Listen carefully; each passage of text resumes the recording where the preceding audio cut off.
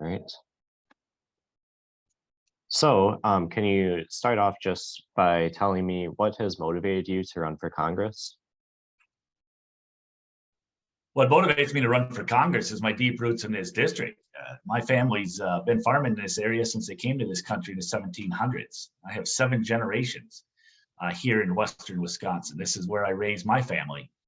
And quite frankly, we need to make sure that we have Western Wisconsin values in the U.S. House of Representatives. And the candidate that I'm running against obviously doesn't share those values because he's not from here. He doesn't understand the people or the communities of this district. So I am proud to be a candidate for Congress, and I will take the values that I've learned here in Western Wisconsin to the halls of Congress. And most of your experience in government has been working with agriculture and rural development, including with Ron Kind's administration and the U.S. Department of Agriculture.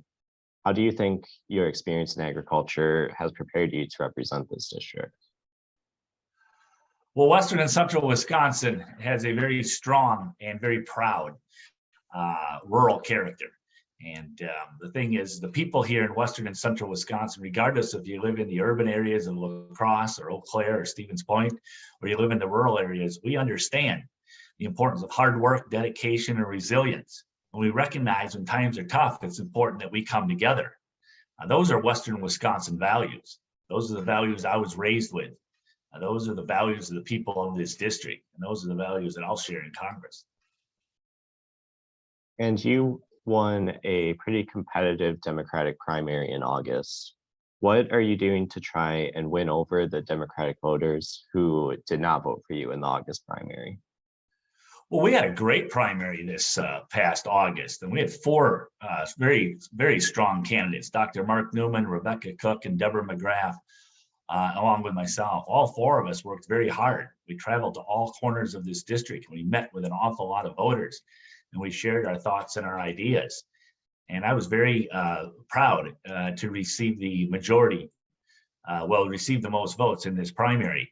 The thing is that I am proud that Deborah McGrath, Rebecca Cook, and Dr. Mark Newman have all endorsed my candidacy, and they're working hard in order to make sure that we hold this seat come November. All of us recognize what's at stake in this race. We recognize that the opponent that we're running against is an interloper, someone who is not from this district, someone who moved into this district in 2019 for the sole purpose of running for Congress. And since that time, he has been participating in activities that are unbecoming to the people here in Western and Central Wisconsin. Quite frankly, activities that are beyond the pale. And as a result of that, the voters in this district recognize that they want someone that shares their values and their way of life. And we're very excited about the energy and the motivation and what's taking place in this race right now.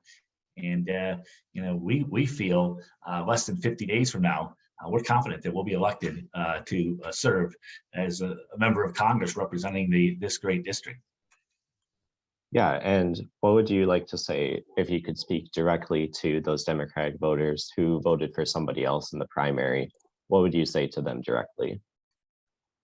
Well, I would say that the thing is that we all share the same values, and that is we want to make sure that we provide the people of this district with opportunities to succeed, that we continue to invest in our communities, our families, in the people of this district. We do that by investing in our manufacturing sector, making sure that our family farmers have opportunities to succeed, by finding new markets for their products, making sure that we continue to have a discourse that is respectful of one another, regardless of the political parties or political persuasion, that we all can have an opportunity to share our thoughts and ideas in a respectful manner. And again, that's something that really separates myself from my Republican opponent this fall. I mean, here's an individual that has done his level best in order to, stand in the way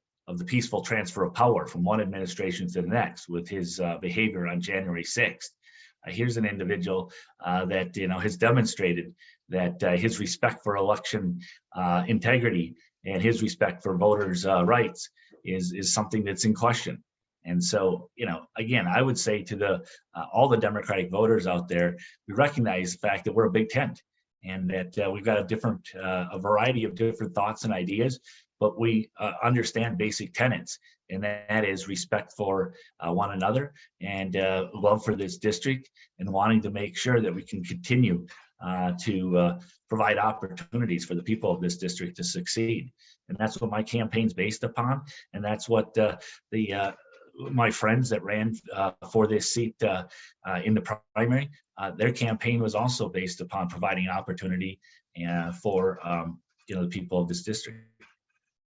And yeah, you mentioned your opponent, Derek Van Orden's alleged role in the January 6th attack on the Capitol. Well, he was there. He was there. There was no alleged. I mean, there's a picture that's taken with he's smiling, and he's on the Capitol steps there, and so he's on the grounds, and he's got an earpiece in his ear. So I know he wants to dispute that, but again, a photo is a photo.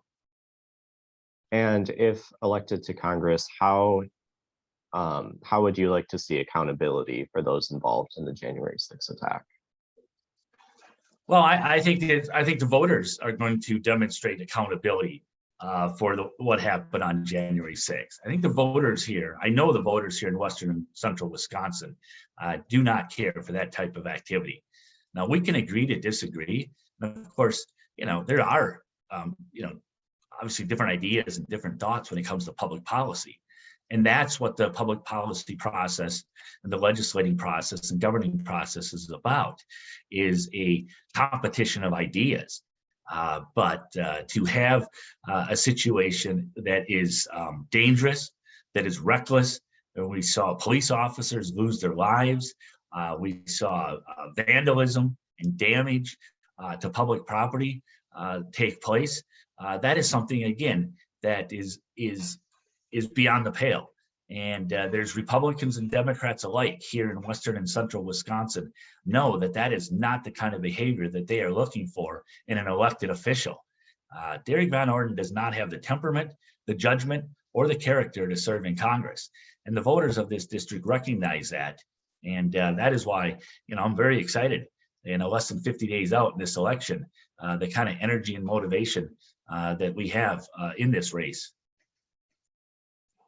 Yeah, and Van Orden has also rejected your challenges to 3 formal debates in La Crosse, Stevens Point, and Eau Claire, I believe. And he says he wants voters to ask the questions instead of a moderator. Would you be open to debating Van Orden in that informal structure without a moderator? Well, I think it's important, the fact that we got to make sure that people have an opportunity to have their voices heard. And I think a debate is an important part of doing that. And so I have made the offer to let's have 3 debates, one in Stevens Point, one in Eau Claire, and one in La Crosse. And when he was rejected that, was afraid to debate, he came back with the idea of a town hall. I came back and said, yes, let's do a town hall. I do believe we have to have someone that can at least moderate that. Otherwise, I mean, who's going to get the opportunity to speak? The person that screams the loudest? What does this turn into? I mean, we have to have a moderator. But I think it's important that that the voters of this district hear the candidates, each one of us, in an unscripted manner. Derek Van Orden is afraid to speak in an unscripted manner. Everything that he does is scripted. It's either scripted from cable news, or it's scripted from the Republican Party leadership offices, or it is scripted from Kevin McCarthy, the Republican Minority Leader in the House of Representatives office. That's where the information is coming from. We need to know who Derek Van Orden is. What does Derek Van Orden really believe in? What is Derek Van Orden's ideas in order to help our district move forward? Does Derek Van Orden know this district? Does he know the people and the communities of this district? But rather than answering those simple questions through a debate or a moderated town hall, he instead is running, and he's hiding, And I just do not think that that is the kind of behavior that we are looking for someone who who claims he's going to represent our interest in the U.S. House of Representatives. If he cannot speak in an unscripted manner, I think we recognize what interest he really is interested in representing. And those interests are the interests that are feeding him and his campaign, not just campaign money, but also the campaign message that he's running on. And that message is a message of division.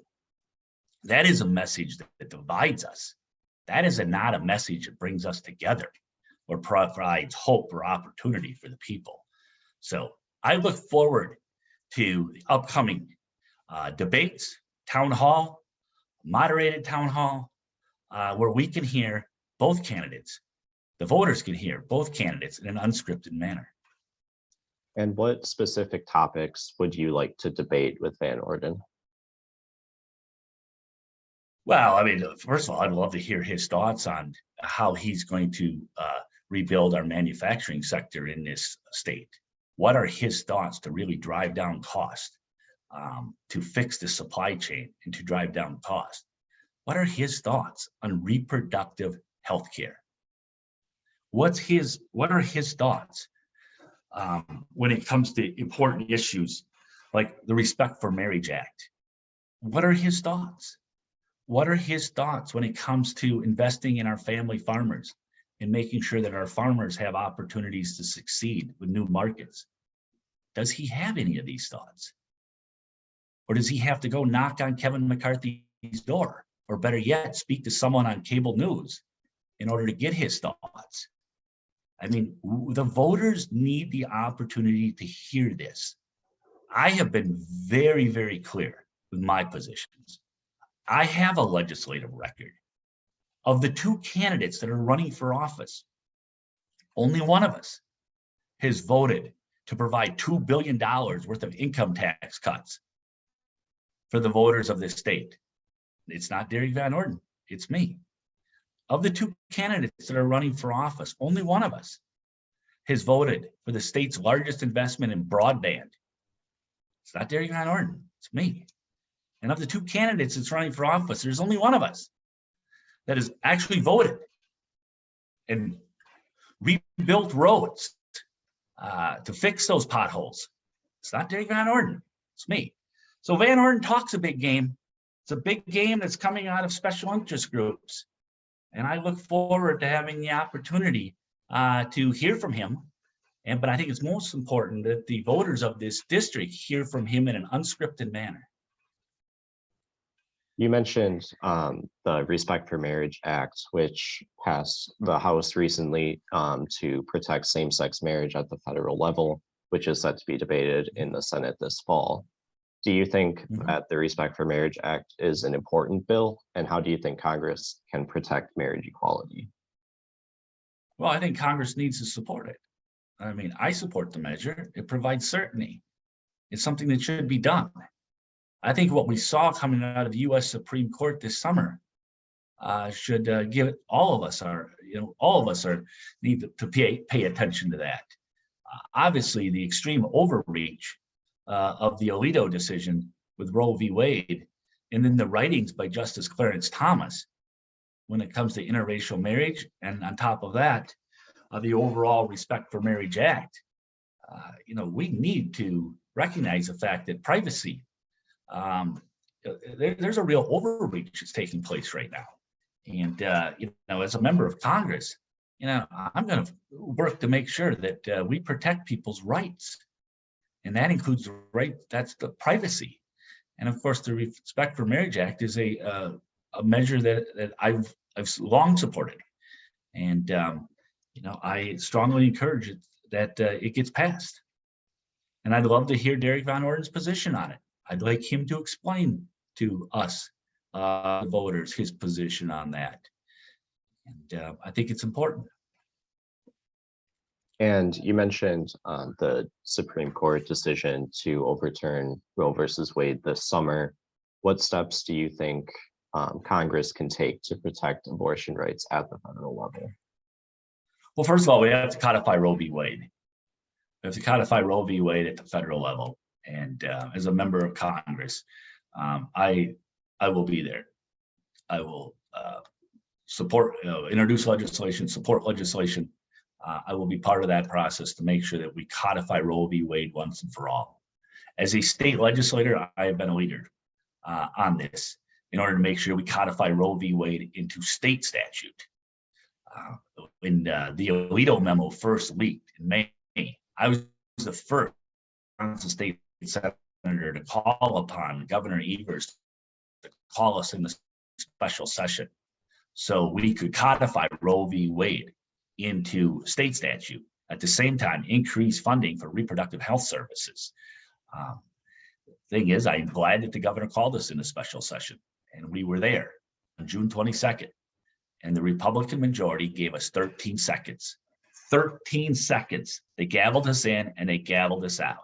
50% of our state's population have lost rights that they had. And the Republican state legislature gave us 13 seconds. That's where they are right now. This is the same political party that believes the Supreme Court decision, the US Supreme Court decision, giving states the right is the proper thing to do. But yet when we were in a special session, 13 seconds. Now we're back to 1849, the same year that Zachary Taylor was president of the United States, 12 years before the beginning of the Civil War, and 70 years before women had the right to vote. That's where we are in this state right now. We can do better. We can do better. And the thing is the Republican legislature in Madison is just will not move forward, will not move forward. And as a result, the voters know. The voters are paying attention. They recognize that we can't be at 1849. We cannot be there. And I have proposed solutions. I have worked with the governor on this. I will continue to propose solutions at the state level. And as a member of Congress, you know I'm going to fight like hell for this. Because we cannot have a situation where 1/2 of our nation's population have lost the rights that they've had for the last 50 years. That's just absolutely wrong. And now Governor Evers is calling for an additional special session. As a state senator, how can the state Senate go about this session differently than last time? Well, the thing is we need to continue to point out the fact that the Republican majority in the legislature is intransient. They've got their heads stuck in the sand. They won't move forward on something, having a conversation. I mean, this is providing people, the voters, with the opportunity to vote via referendum. I mean, this gives people the opportunity. If my Republican colleagues in the state legislature won't give the people the opportunity to move forward and to make a decision, well then, who are they really working for? What is their real purpose? If they, number one, the US Supreme Court throws this back to the states and says, states, you go forward. And when Governor Evers calls us in the special session, the Republican majority legislature says, no, 13 seconds, it's all you get, you're gavelled in and gavelled out. Now, the governor says, let's give the people the right to make this decision through referendum. If they don't move forward now, there's going to have to be a lot of questions asked. And believe me, the voters are asking questions right now. If they don't get the opportunity to cast their own vote on this, it'll be interesting. I can tell you this is that, I support the governor for moving forward on this. He recognizes the fact that we as a state cannot be at 1849. We can't be at that there, and we need to move forward. I believe we need to codify Roe v. Wade into state statute. I believe we need to provide additional funding for reproductive health clinics. I believe we need to continue to work with our public health clinics as well to make sure that there's adequate resources. I support all of that at the state level. I also support the fact that if the legislature isn't going to do its job, let's get it back to the people and let the people then have the right through referendum. Yeah, and if you could speak directly to the women of the state and the people of the state who recently lost that right to an abortion, what would you say to them? I will fight like hell to protect your right. The U.S. Supreme Court decision was a broad overreach. And we need to make sure that we provide people with the right to choose. This is a very personal decision that individuals make, with themselves, their family, their clergy, and the last thing they need is a Republican legislature or a very partisan U.S. Supreme Court there making this decision with them. It's not government's job. It's not the government's job to be there. This is something that's very personal, and I recognize that, and that is why I have championed my support for codifying Roe v. Wade. That is why I've been endorsed by the Planned Parenthood Action Fund. That's why I will continue to reach out and speak with leaders in the community, in the constituents of this district that have made it abundantly clear that this is an overreach. This is an overreach from the U.S. Supreme Court, and they're extremely disappointed, but yet not surprised by the behavior of the very partisan Wisconsin state legislature. And finally, heading into the last month before the November election, what would you like to say to voters who are currently undecided? Well, I would say this. I would say that this is a very important election. Every election is very important, but this election is very important. They have a choice to make. They have a choice to make with the two candidates that are running for Congress. One of the candidates that's running for Congress is all about chaos. It is about chaos. It's about tipping things upside down. It's about burning things down. It's about, just doing anything he can in order to cause havoc. The other individual, has spent his entire life working for the people of this district and the people of this state. I got deep roots in this district, 7 generations. I met my wife here at a 4-H leadership luncheon. We raised our 2 children here. I have done agriculture and rural development policy at the federal as well as at the state level.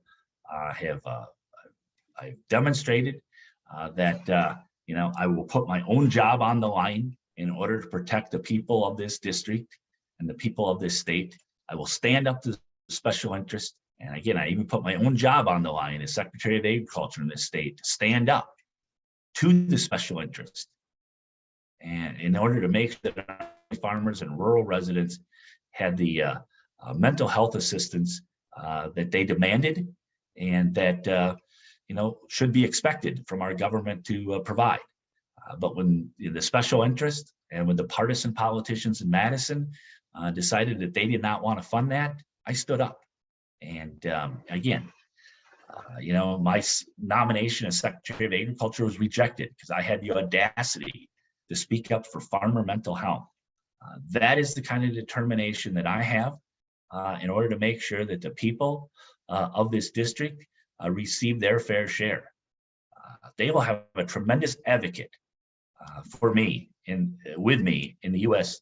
House of Representatives. As a state senator, I have traveled this state Senate district, rural areas into urban areas, and everywhere in between. And I have listened, I have responded, and I have provided, and I have led And as a member of Congress, I will do the same exact thing. This is my home. I'm not an interloper. I didn't move in here to run for office. I am not chumming around out in Washington, D.C. With insurrectionists. I do not take my talking points from cable news or from Republican Party bigwigs. My talking points come from right here on the ground, the people in Western and Central Wisconsin. The choice is very obvious and is very clear. One individual is about chaos, the other individual is about community. I believe in community, and I do believe that if the voters of this district, when they go to the polls and they ask themselves, which of the two candidates, Brad Pfaff or Derek Van Orden, which one of those has the temperament, the judgment, or the character to serve in Congress, I am confident that they will choose me. And I am excited about the upcoming November 8th election. We're working extremely hard. The energy's on our side. The issues are on our side. The motivation is on our side. And we're continuing to reach voters every single day. And so thank you for giving me the opportunity. Yeah, that was all the questions I had. Thank you for taking time out of your schedule to meet with me and to meet with our readers. Oh, Toby, thank you. Anything that you need, just reach out to me or reach out to Kevin. We're here to help. So if you need any further background information on anything I just said, or if there's anything as far as issues that come forward that you'd like to get some background information, or if there's something that we can provide assistance with on that, I mean, that's why we're here. So thank you.